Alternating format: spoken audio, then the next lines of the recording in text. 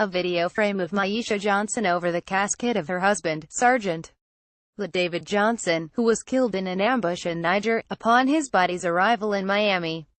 WPLG, via Associated Press. The call came about 3:30 p.m. on Tuesday as a limousine carrying Myeshia Johnson and her two children, ages 2 and 6, sat at Miami International Airport waiting for the transport plane carrying the body of her husband, Army Sergeant David T. Johnson, to arrive.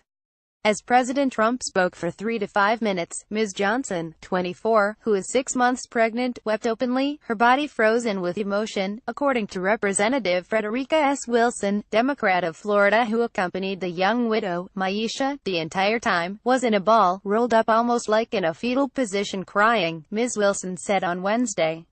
What he said was, "I guess he knew what he was signing up for, but it still hurts." That's how he said it. Ms.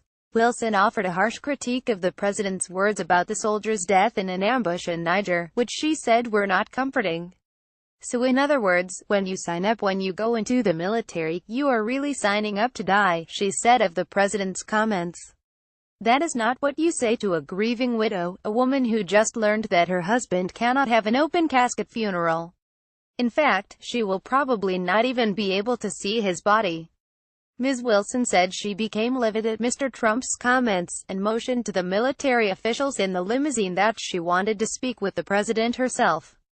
But she said they would not allow it. Sergeant David Johnson, U.S. Army Special Ops Command, via Associated Press. Instead, the conversation continued for several more minutes with Ms. Wilson crying. When she got off the phone, she said, "He didn't even know his name.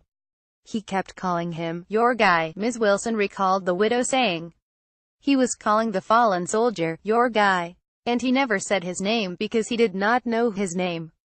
So he kept saying, 'your guy, your guy, your guy.' And that was devastating to her." At the White House on Wednesday, Sarah Huckabee Sanders, Mr. Trump's press secretary, defended the president's comments. "Just because the president said 'your guy,' I don't think that means he doesn't know his name," Ms. Sanders said. Ms. Sanders quoted Mr. Trump as saying that, as president, the hardest job he has is making calls like that, and she criticized the Florida Congresswoman for the way that she's politicized this issue, and the way that she is trying to make this about something that it isn't. Long before she became a political figure, Ms. Wilson was well known in South Florida for her work with local communities, and for often donning decorative hats. Before joining the House in 2011, Ms. Wilson was a school principal, school board member, state legislator, and also has an elementary school named for her in Miami Gardens, Sergeant Johnson's hometown. The Congresswoman said she has known Sergeant Johnson and his family for years, beginning when, in elementary school, he joined a mentoring program started by Ms. Wilson.